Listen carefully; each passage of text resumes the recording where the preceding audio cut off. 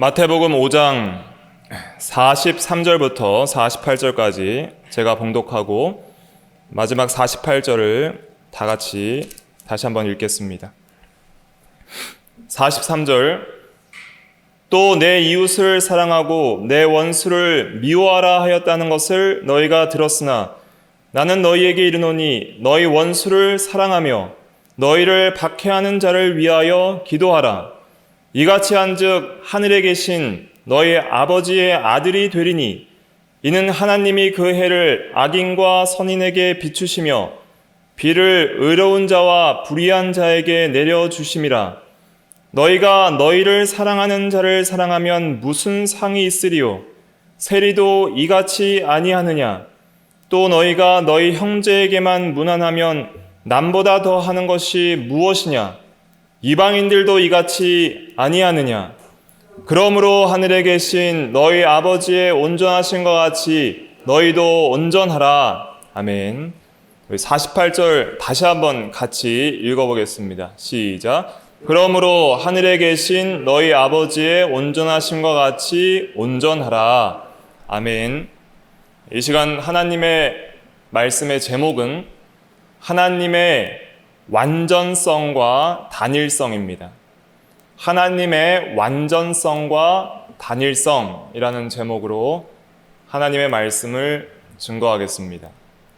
하나님을 아는 지식 7번째 시간으로서 하나님의 속성 중에 하나님의 완전성이라는 속성이 있고 또 단일성이라는 속성이 있습니다. 이 완전성과 단일성이라는 속성은 같이 살펴보아야 온전히 이해가 됩니다. 완전하다는 것은 오늘 읽은 본문 말씀 마태복음 5장 48절의 온전하심과 동일한 의미입니다. 완전하다, 온전하다, 영어로 perfect.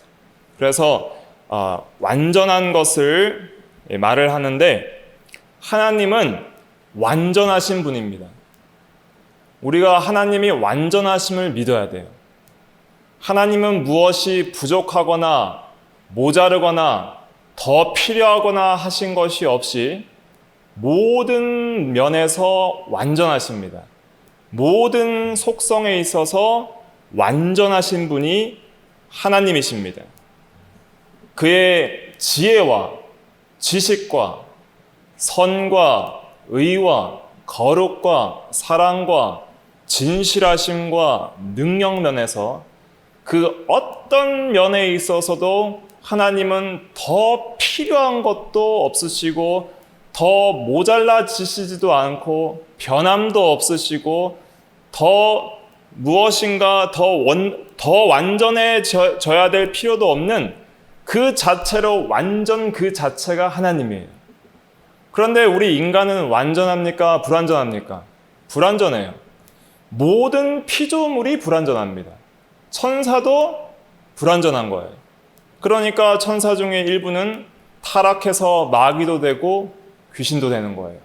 하나님은 타락하거나 전에 있던 완전성이 사라지거나 그 완전성에서 더 완전해지거나 그러신 분이 아니에요.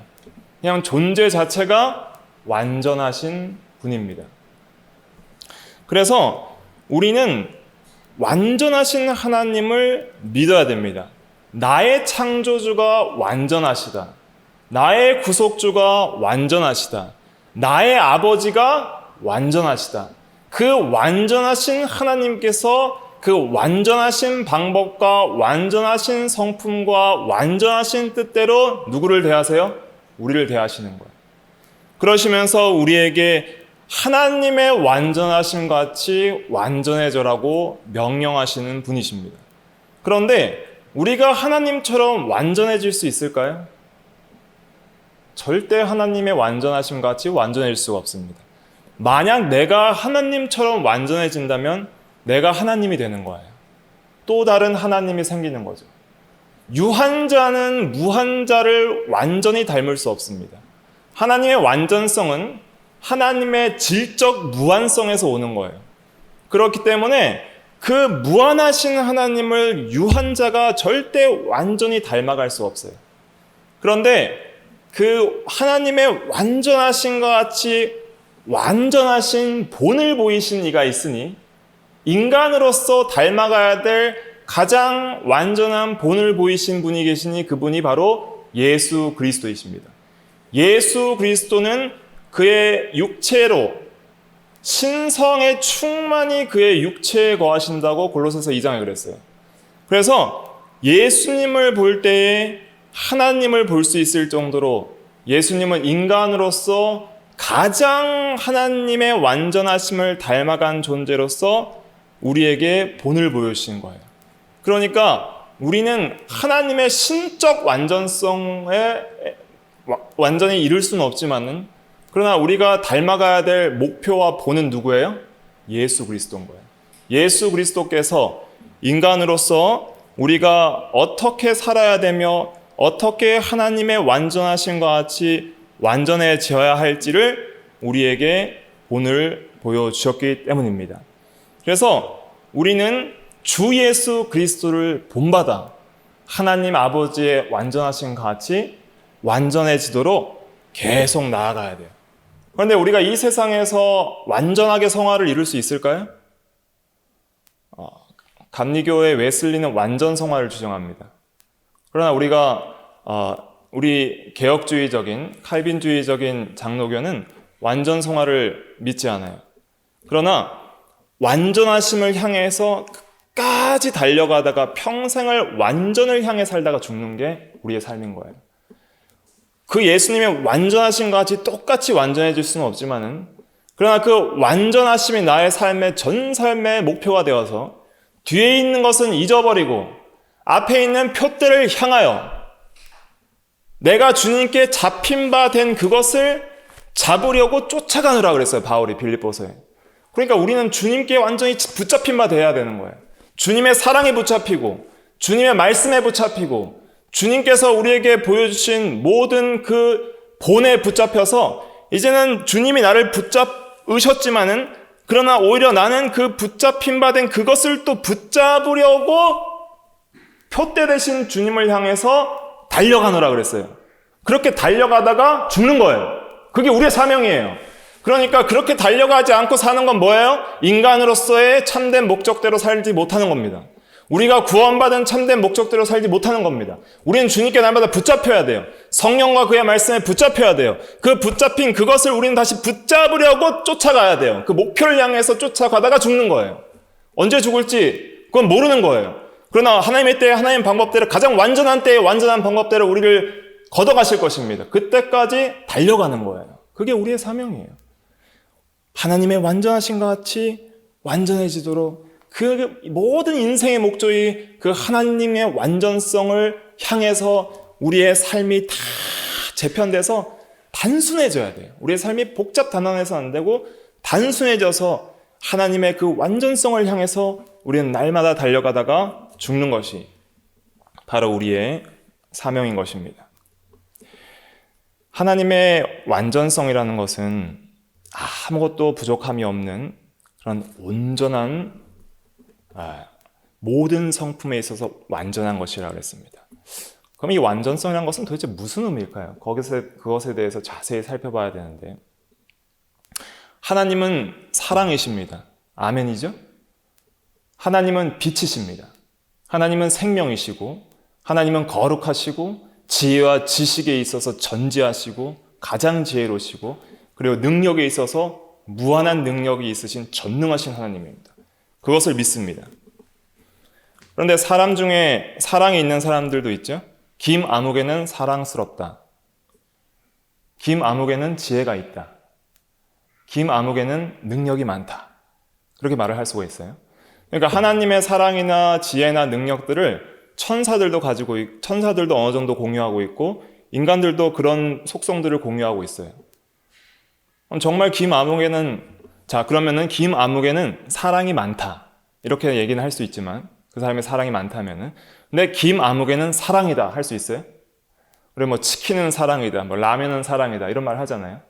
그러니까 그 어떤 본질과 존재 자체를 어떤 사랑과 동일시하는 거예요. 그만큼 그것이 뛰어나고 사랑스럽다는 의미로 그렇게 말을 하는 것이겠죠. 그러나 김아무개가 사랑이다 이렇게 말할 수 있어요? 김아무개가 사랑 자체이다. 그렇게 말할 수 없는 거예요. 왜요?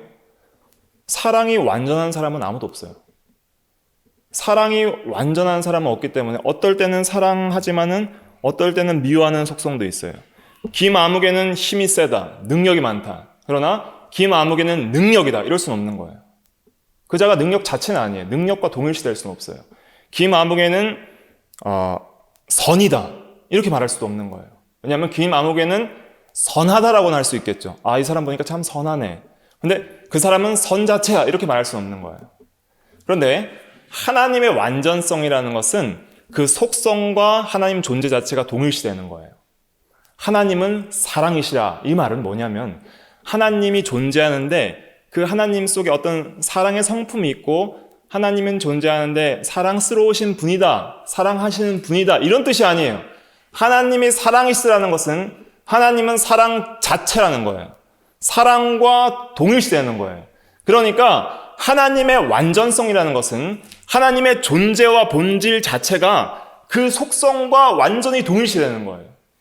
미가엘 천사나 가브리엘 천사가 사랑이라고 말할 수는 없어요. 미가엘이나 가브리엘 천사가 타락한 영은 아니지만 능력도 있고 지혜도 있고 뛰어나지만 천사를 가리켜서 사랑이라고도 말할 수 없어요. 이 세상의 어떤 피조물에게도 그 자체가 존재 자체와 본질 자체가 사랑이라고 할 수 있는 피조물은 아무것도 없어요. 유일하게 하나님만이 사랑이시다라고 말할 수 있는 거예요. 그래서 하나님은 이런 분이에요. 하나님은 지식이시다. 하나님은 지혜시다. 하나님은 선이시다. 하나님은 거룩이시다. 하나님은 사랑이시다. 하나님은 능력이시다. 하나님은 진실이시다. 이렇게 말할 수 있는 거예요. 명사로 말할 수 있는 거예요. 우리는 사랑스럽다. 사랑이 많다. 지혜가 많다. 지식이 많다. 이렇게 말할 수 있지만은 하나님은 그 속성 자체와 본질이 동일시되는 거예요. 이 말씀을 잘 기억하세요. 한번 따라해 보실까요? 하나님은 존재와 속성이 같은 분이시다. 그러니까 사랑 자체예요. 그러니까 이렇게 생각하시면 돼요. 이 모든 세상이 창조되기 전에 하나님은 계셨죠. 그리고 하나님은 사시는 분이에요. 하나님이 살아계신다는 것은 살아계신 분이시고 사시는 분이라는 거예요. 존재하실 뿐만 아니라 활동하시는 분이에요. 창조하시고 구속하시고 완성하시는 분이에요. 능력으로, 지혜로, 지식으로, 사랑으로, 공의로, 진실하게 활동하시고 역사하시는 분이에요. 하나님은 그냥 살아있는 아무 움직임이 없는 피동적인 분이 아니라 계시면서 사시는 분이에요. 그런데 하나님이 계시고 사시면서 이제 사랑을 하시는 게 아니에요. 하나님이 계시고 사시고 사랑하시는 게 아니라 사랑 자체가 계신 거예요. 무슨 말인지 이해되세요? 사랑 자체가 계시고 사시는 거예요. 자, 인간은 다르죠? 인간은 무엇입니까? 영혼과 육체가 있는 인격적인 피조물이 인간이에요. 그렇죠? 인간은 무엇인가 정의를 할 수 있어요. 인간은 영혼과 육체가 있는 이성적인 인격적인 피조물이다. 이렇게 정의를 할 수 있죠. 천사는 무엇입니까? 영체만 가지고 있는 인격적인 피조물이다. 혹은 이성적인 피조물이다. 이렇게 정의할 수 있죠. 하나님은 무엇입니까? 하나님이 무엇이에요? 정의를 못하는 거예요. 왜냐? 하나님은 누가 정의해 줄 수 없는 분이에요. 하나님은 그 자체가 스스로 계신 분이에요. 그래서 성경에서 하나님에 대해서 정의하려면 딱 3가지로 말씀할 수밖에 없어요.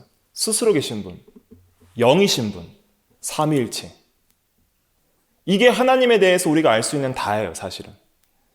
그런데 스스로 계신 분, 영이신 분, 삼위일체로 존재하시는 분인데 그분이 무엇인지를 우리는 정의할 수가 없어요. 그리고 한 번에 파악될 수도 없어요.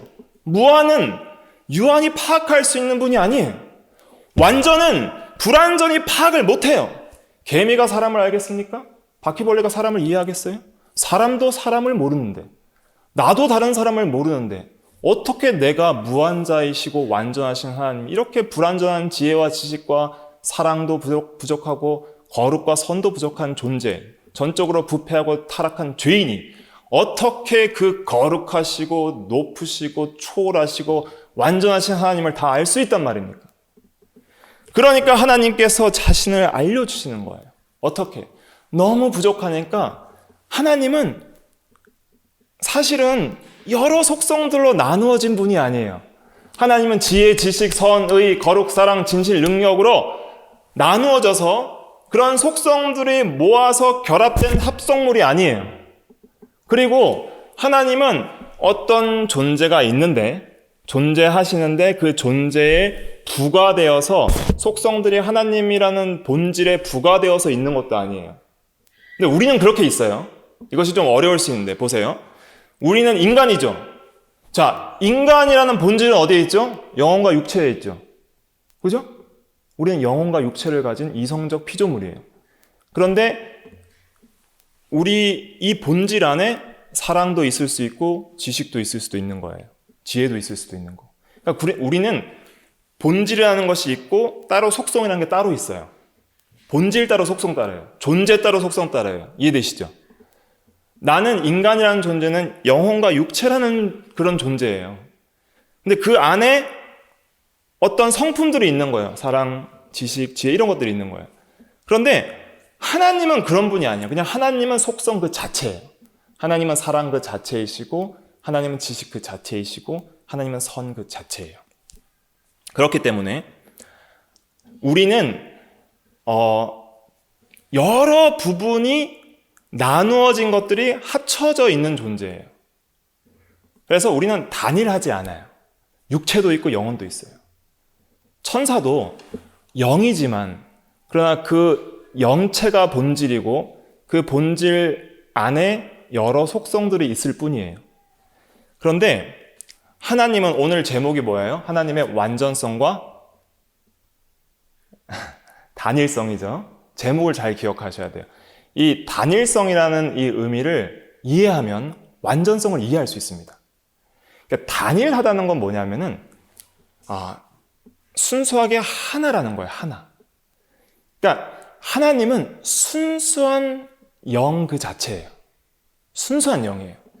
뭐 여러 성품이 합쳐진 합성물이 아니에요. 하나님은 순수한 영이고 단일하신 분이에요. 근데 이 단일하다는 말을 저는 어떤 말을 더 선호하냐면 단순하다는 말을 선호해요. 단순하다. 그래서 조직신학 책을 보면 하나님의 이 속성에 대해서 단일성이라고도 하는 사람이 있고 단순성이라고 하는 사람이 있고 또 통합성이라고도 하는 사람이 있고 어떤 분은 순일성이라고도 하는 분이 있어요. 다 같은 말이에요. 같은 뜻을 다르게 표현한 건데 단순하다 그러면 여러분들이 어떤 이미지가 떠오르세요? 하나님은 단순하시다. 뭔가 좀 쉽다는 의미가 떠올리죠. 보통 단순은 부정적으로 이해하기 쉬운 그리고 조금 뛰어나지 않은 그런 의미로 심플하다, 단순하다 이런 의미로 우리가 보통 쓰는데 이 단순이라는 단어는 복잡하지 않고 간단하다 이런 의미예요. 그 한글 자체는. 근데 이게 한문으로 풀어 설명을 드리면 단은 헛단, 하나단, 오직 단이에요. 그 순은 무슨 순이에요? 순수할 순이에요. 그러니까 하나님이 단순하다고 신학적으로 말을 할 때에는 하나님은 오직 한 분으로서 순수한 분이라는 거예요. 그러니까 여러 것이 섞여 있는 분이 아니에요. 그냥 순수한 영 그 자체예요. 순수한 영이시고 어떤 것도 섞이지 않는 완전하신 영인데 그 영을 우리가 파악을 할 수가 없는 거예요. 한 번에. 그 단순하시고 단일하신데 그 단일하신 분을 우리가 단순하고 단일하게 한 번에 파악이 안 돼요. 왜냐하면 무한자고 완전자이기 때문에. 그렇죠? 그렇기 때문에 그분을 여러 가지 속성을 통해서만 파악할 수 있는 거예요. 왜냐하면 하나님께서 그렇게 파악하도록 계시를 내려주신 거예요. 하나님이 이 모든 성경의 계시를 통해서 하나님의 그 단순한 하나님을 여러 모양과 모습들로 말씀으로 알려주셔서 우리가 여러 부분으로 하나님을 파악할 수 있는 거예요. 그렇게밖에는 파악이 못해요. 쉽게 예를 들면 이런 거죠. 빛이 있어요. 빛에는 몇 가지 광선이 있죠? 빛에는 몇 가지 광선이 있습니까? 우리가 일반적으로 볼 수 있는 광선은 무슨 광선이라 그래요? 가시광선이라 그래요. 태양이 비쳤을 때 빨주, 원초, 파남보, 무지갯빛, 형형색색을 볼 수 있는 것을 가시광선, 볼 수 있는 광선이라 그래요. 그리고 빨간색 밖으로 나가는 파장을 뭐라 그래요? 적외선이라 그러고, 보라색 밖으로 나가는 파장을 자외선이라 그래요. 그리고 자외선 말고 우리가 병원에 가면 찍는 뭐가 있어요? 엑스레이가 있어요. 그런 것도 다 광선의 일종이에요. 그런데 눈에 보이는 광선도 있고 보이지 않는 광선도 있고 여러 종류의 광선이 있는 거예요. 그것이 왜 좋은 비유냐면 하나님은 빛이시기 때문에 가장 먼저 하나님은 빛을 창조하셨어요. 그리고 그 빛을 통해서 과학자들은 빛이 도대체 무엇인지 아직도 존재를 파악을 못하고 있어요.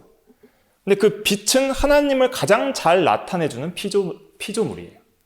그래서 하나님은 단일한 빛이시라면, 근데 그 빛을 한 번에 인간이 볼 수가 없기 때문에 보이지도 않고 보이는 부분도 있고, 우리가 가시광선 중에 빨주나초 파남보가 프리즘이나 무지개를 통해서나 볼 수 있지 그냥 투명하잖아요. 그러니까 사실은 제대로 볼 수 있는 사람이 많지 않은 거예요, 빛도. 근데 빛은 하나인데, 단일한데, 근데 그것이 한 번에 파악이 안 되기 때문에 가시광선, 적외선, 자외선, X선, 감마선 뭐 이런 것들로 분석해서만 알 수 있는 거예요. 그런 것처럼 하나님도 완전하시고 단일하신 분인데 우리는 그것을 한 번에 파악할 수 없기 때문에 여러 속성들을 통해서 우리가 하나님을 파악할 수밖에 없다. 그런데 중요한 건 뭐냐면 그렇게 여러 속성들 중에 가장 중요한 속성이 뭘까요? 하나님의 속성 중에. 하나님의 사랑이 중요할까요? 선이 중요할까요? 거룩이 중요할까요? 의가 중요할까요? 아니면 지혜와 지식이 중요할까요? 진실이 중요할까요? 하나님의 속성 중에 순위를 매길 수 있어요? 없어요? 없어요. 모든 속성이 단일하신 하나님의 다른 측면들을 보여줄 뿐이지 어떤 속성도 다른 속성보다 더 중요하게 생각하거나 더 우선되는 속성이 없는 거예요. 이것을 왜 알아야 되냐면 우리는 완전하신 하나님 자체를 완전하게 통합적으로 믿어야 돼요. 그런데 우리가 쉽게 하나님의 사랑을 더 의지하고 어떤 사람은 하나님의 선하심을 더 생각을 하거나 또 어떤 사람은 하나님의 거룩함을 생각해서 두려워하기만 하고 또 어떤 사람은 하나님의 능력만 생각해서 능력받기를 원하고 하나님을 통합적으로 신앙하지 않고 하나님의 어떤 한 속성만 가지고 이게 하나님이라고 생각하면 우리는 이상한 신앙으로 빠지는 거예요. 하나님은 사랑이시죠. 그렇죠?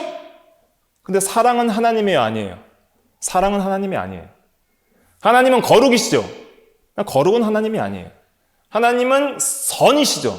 근데 선은 하나님이 아니에요. 그렇게 파악해서는 안 돼요. 하나님은 전능이시죠. 그러나 전능은 하나님이 아니에요. 하나님이 전능이시지 전능한 속성 자체를 하나님과 동일시해서는 안 돼요. 하나님은 사랑이신데 사랑의 속성 자체를 사랑이 그냥 하나님이라 생각하면 안 돼요. 하나님이 계신데 그분이 사랑이시고 지혜고 지식이시고 이런 분이시지 어떤 한 속성이 하나님이다 그렇게 되면은 우리는 잘못된 하나님을 예배하게 됩니다.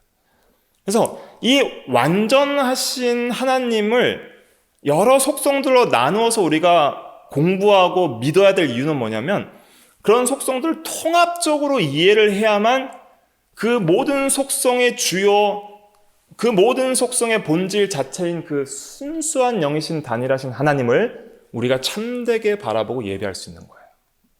그러니까 하나님을 모르니까 사람들이 하나님을 정의하기 시작해요. 사랑이 하나님이야. 지혜가 하나님이야. 하나님은 이런 분이셔야 돼. 하나님은 의롭기 때문에 항상 징악상선의 하나님이야. 욥기가 그걸 증거하는 거예요. 욥기가 그런 걸 증거하는 거예요. 근데 하나님은 나는 그런 하나님이 아니야.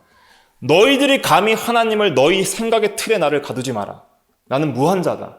너희가 다 이해할 수 없고 온전히 알 수 없다. 너희는 하나님을 경외하라. 하나님을 믿어라. 이런 것이지. 우리가 하나님을 나의 어떤 주관적인 개념과 생각의 틀에 하나님을 가둬버려서 하나님은 이런 존재여만 하셔야 돼. 이러면은 우리는 잘못된 신앙으로 빠지는 겁니다. 그러니까 하나님을 아는 지식에 있어서 우리는 날마다 어떻게 해야 돼요?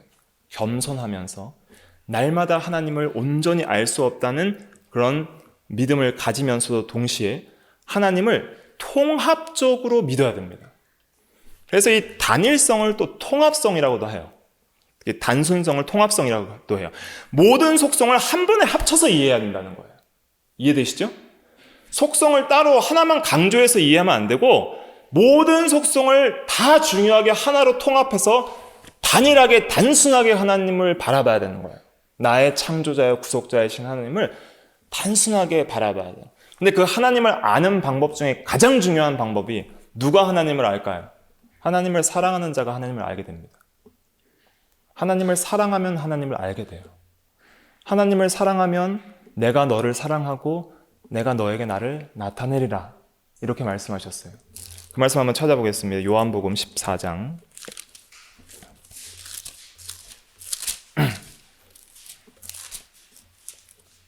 요한복음 14장 21절 말씀.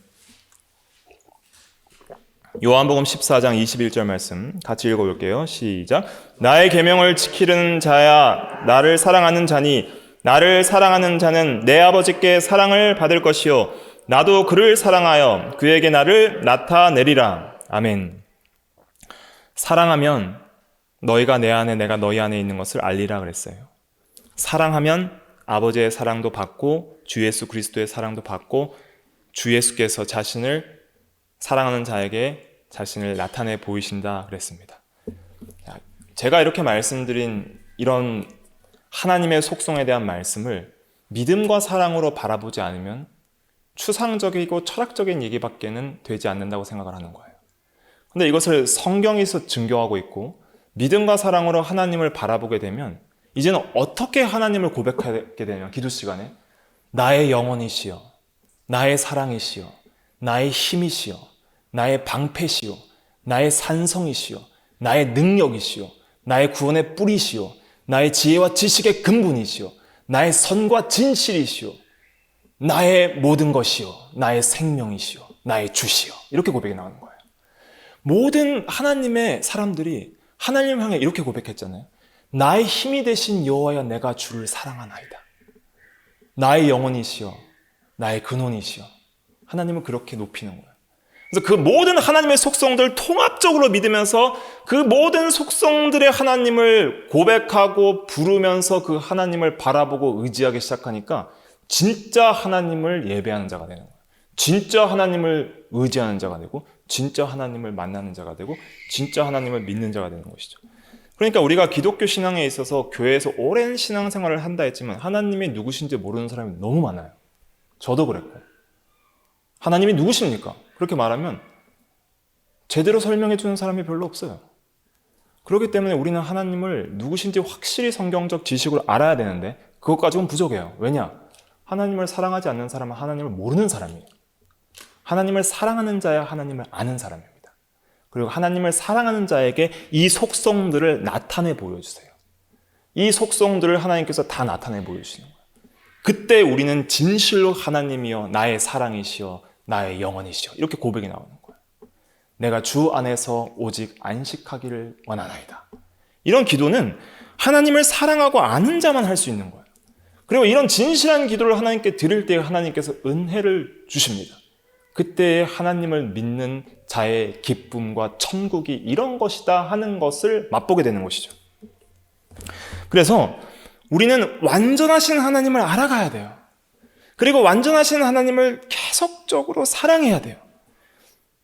그럴 때 하나님의 완전하신 것 같이 완전해지는 거예요.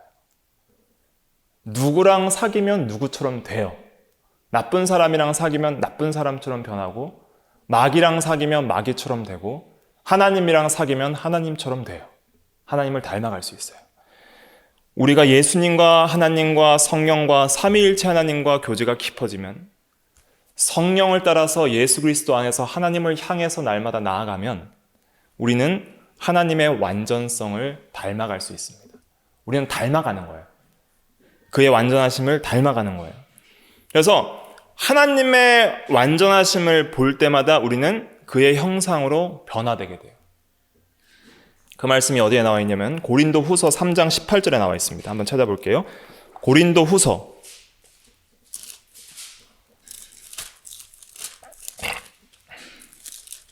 3장 18절 같이 읽어보겠습니다. 시작.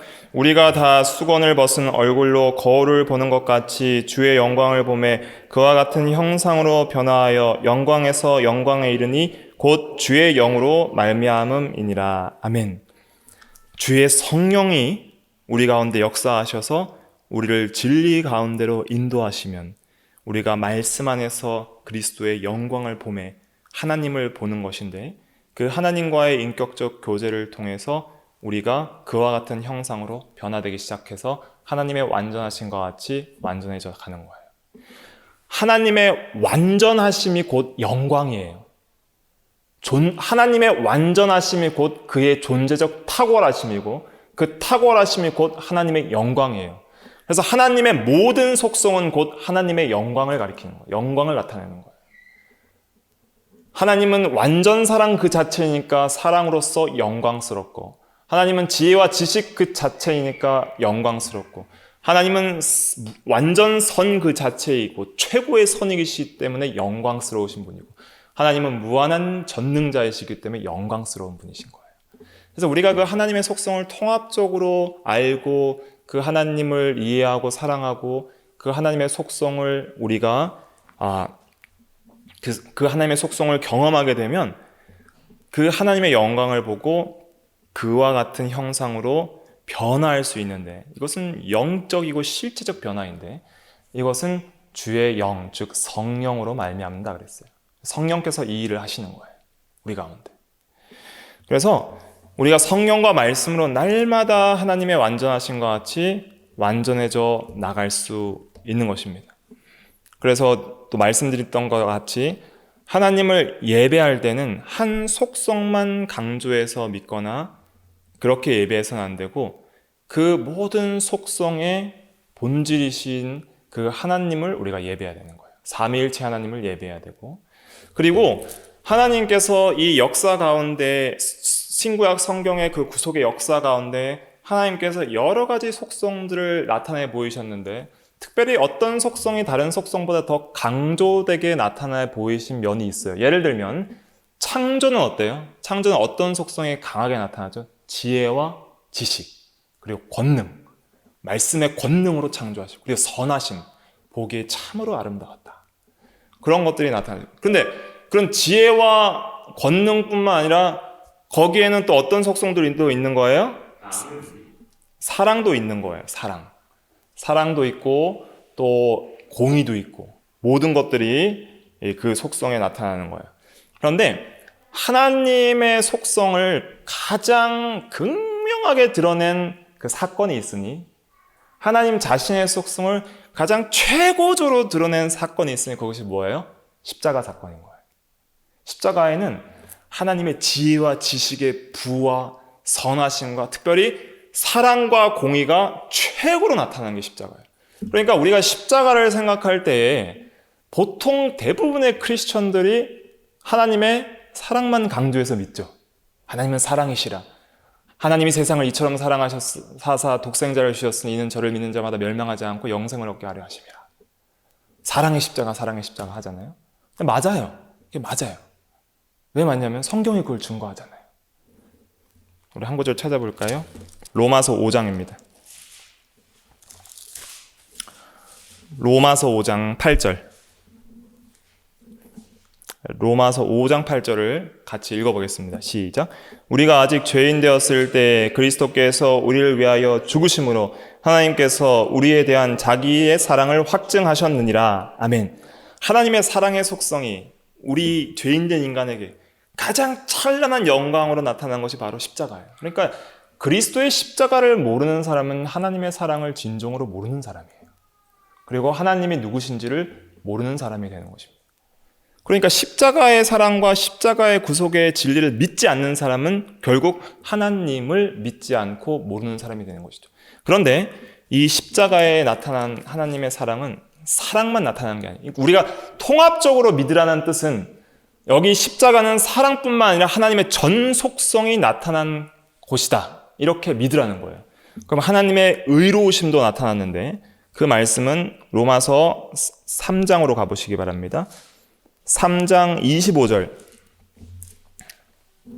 3장 로마서 3장 25절 같이 읽어볼게요. 시작. 이 예수를 하나님이 그의 피로써 믿음으로 말미암는 화목제물로 세우셨으니 이는 하나님께서 길이 참으시는 중에 전에 지은 죄를 간과하심으로 자기의 의로우심을 나타내려 하심이니. 아멘. 십자가는 자기의 의로우심을 나타내려 하심이라 그랬어요. 사랑이 아니라. 그러니까 죄인을 그냥 용서해주면 돼요, 안 돼요? 하나님의 의로서는 그게 안 되는 거예요. 죄인은 하나님이 진노하셔야 되는 거예요. 심판하셔야 되는 거예요. 그래서 우리를 완전히 하나님의 온전하신 사랑으로, 그 온전하신 사랑 그 자체가, 사랑 자체가 나를 사랑하신 거예요. 사랑 자체이신 분이 나를 사랑하시는데, 그러나 의 자체이신 분이 우리를 미워하시는 거예요. 의 자체이신 분이 우리를 진노하시는 거예요. 여러분들은 한 사람을 완전히 사랑하면서 동시에 미워할 수 있어요? 할 수 있어요? 못하죠? 근데 오늘 말씀에 뭐라 그랬어요? 원수를 사랑하라. 이 말씀하셨죠. 원수는 내가 가장 미워하는 사람이에요. 근데 그 사람을 사랑할 수 있어요? 못하죠. 근데 그걸 하나님이 하셨다는 거예요. 나는 죄인 되었을 때 나는 하나님의 원수예요. 원수기 때문에 하나님은 나를 미워하셔야 마땅해요. 그게 하나님의 공이고 선이에요. 네, 나를 완전한 의로서 완전히 나를 진노하시고 미워하시는데, 그런데 또 완전히 사랑하세요. 그게 어떻게 양립할 수 있어요? 그게 십자가인 거예요. 나를 향한 완전한 공의로 나를 진노하시는 그 진노는 예수 그리스도께 쏟아 부으시고, 그리고 나를 사랑하시는 사랑이 나에게 전달이 되는 거예요. 그러니까 예수 그리스도는 하나님의 완전한 심판의 그 공의를 보여주는 거예요. 모든 내가 받아야 될 모든 그 의로운 심판을 예수님이 다 대신 쏟아받는 거예요. 그 십자가상에서. 그러면서 동시에 그 완전 사랑이 우리에게 오는 거예요. 그러니까 적당한 심판이고 적당한 그 의로움의 심판이면은 괜찮겠는데, 이 완전한 심판이라고 생각해봐요. 그러니까 일체의 긍휼도 없는 그 뜨거운 불 가운데 영원한 지옥 형벌보다 더 심한 그 완전한 심판이, 모든 택자에 대한 완전한 심판이 한 점인 예수 그리스도의 십자가에 완전히 100% 쏟아 부어지는 거예요. 그 하나님의 완전성이, 그 의로우심이 심판을 통해 예수 그리스도의 십자가에 다 쏟아 부어지는 거예요. 그러면서 그 완전한 사랑이 우리에게 쏟아 부어지는 거예요. 그러니까 십자가는, 그거는 보통 놀라운 은혜가 아닌 거예요. 거기에는 또 하나님의 놀라운 지혜와 지식과 능력이 다 포함, 능력으로 모든 죄를 사하시고 부활하시고 생명을 주신 능력, 그리고 그 모든 구원하는 지혜와 지식, 선, 진실, 그런 것들이 다 십자가에 나타나요. 그래서 우리가 이 십자가의 복음의 진리는 영원히 알아가야 될 진리입니다. 그리스도의 십자가의 사랑과 은혜는 우리가 천국에, 영원한 완성된 천국에서도 영원토록 알아가야 될 진리예요. 천년왕국에 대한 교리 같은 거는 예수님 재림하면 딱 끝나요. 그 교리는 딱 결정이 돼버리는 거예요. 더 이상 논의하고 토론할 필요도 없어요. 그러나 예수 그리스도를 통해 나타나는 하나님의 사랑과 공의와 그 모든 완전한 속성은 우리가 영원토록 알아가며 찬양하며 그리고 경배해야 될 그 하나님을 보여주는 것입니다. 그래서 우리는 이러한 은혜를 받은 자예요. 우리가 왜 이제는 완전을 향해서 살아야 되냐? 왜 우리는 완전을 향해서 살아갈 수밖에 없는 그런 존재가 돼야 되냐? 그것이 왜 우리 인생의 가장 궁극적인 목표요 동기가 돼야 되냐?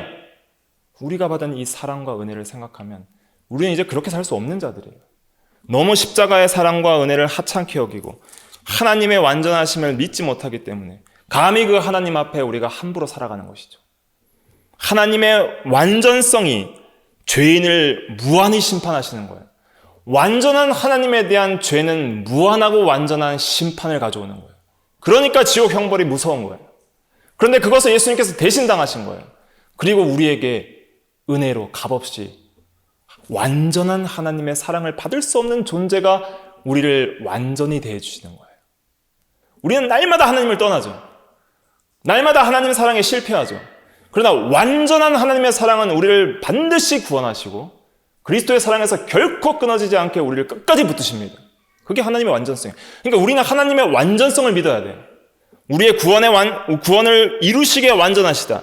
우리를 사랑하시기에 완전하시다. 우리는 늘 부족하고 불완전하지만 하나님이 완전하시기 때문에 오직 하나님만이 유일하게 의지하고 믿을 유일한 대상자이시고 참 신이시다. 하나님이 완전하기 때문에 그 어떤 불완전한 것도 나도 다른 사람도 세상도 믿을 수가 없다. 천사도 믿을 수가 없다. 오직 완전하신 하나님만 우리가 믿어야 된다. 그리고 그분만 사랑하고 그분을 닮아가야 되고, 그리고 그 완전한 하나님을 한 속성만 치우쳐서 믿어서는 안 되고 모든 속성에 대하여 통합적으로 믿는 통일성 있는 신앙을 가져야 된다. 통일성 있는 신앙이 무너지면 그때부터 신앙은 변질됩니다. 통일성 있는 신앙에 떠나면 그때부터 이상한 하나님을 내가 만들어서 믿는 신앙이 되는 거예요. 하나님은 이래야만 해라고 내가 하나님을 정의하는 그 순간부터 하나님을 떠나게 되는 겁니다. 그래서 이 속성들, 이제 영성, 그 다음에 지혜, 지식, 선, 의, 거룩, 사랑, 진실, 능력, 또 그런 모든 것을 포함하는 아름다우심과 영광, 이런 속성들을 이제 앞으로 계속 또 주일 오전에 증거하려고 하는 것입니다. 그래서 지금까지 제가 증거했던 하나님의 자존성과 독립성, 불변성, 영원성과 편재성, 완전성, 이런 것은 일반적으로 신학적으로 비공유적 속성이라고 그래요. 우리가 감히 닮을 수 없는 초월적인 하나님을 말한다면, 지혜, 지식, 선, 의, 거룩, 사랑, 진실, 능력, 영성, 이런 것들은 우리가 어느 정도 공유하는, 우리를 이제 초월하신 그 하나님께서 낮고 천한 인간들을 대하시는 인격적인 하나님으로 자신을 우리에게 계시하실 때 나타나신 방식들이 이런 거예요. 이런 성품들을 통해서 우리 인간에게 자신을 낮추사 찾아오신 거예요. 그래서 우리는 하나님을 알게 된 거예요. 하나님이 먼저 우리를 찾아왔기 때문에 우리가 하나님을 알게 된 거예요. 그래서 이 하나님의 속성들을 알아가야 됩니다. 결코 하나님의 속성과 우리의 속성이 완전히 똑같이 될 수는 없지만, 그러나 영원토록 그 하나님의 속성을 닮아가야 하는 존재가 우리예요. 우리는 영원한 천국에서 어떻게 해요? 영원토록 그 하나님의 속성을 알아가고 닮아가기를 힘써야 되는 것이죠. 그래도 영원히 닮아갈 수 없어요. 하나님은 무한자이시고 우리는 유한자이기 때문에. 그러나 항상 우리는 이 세상에서도 그 하나님을 향해서 날마다 하나님의 완전하신 것 같이 완전해질 수 있도록 붙잡힌 바 된 그것을 붙잡으려고 쫓아가노라. 그 일을 우리가 해야 되는 것입니다. 기도하겠습니다.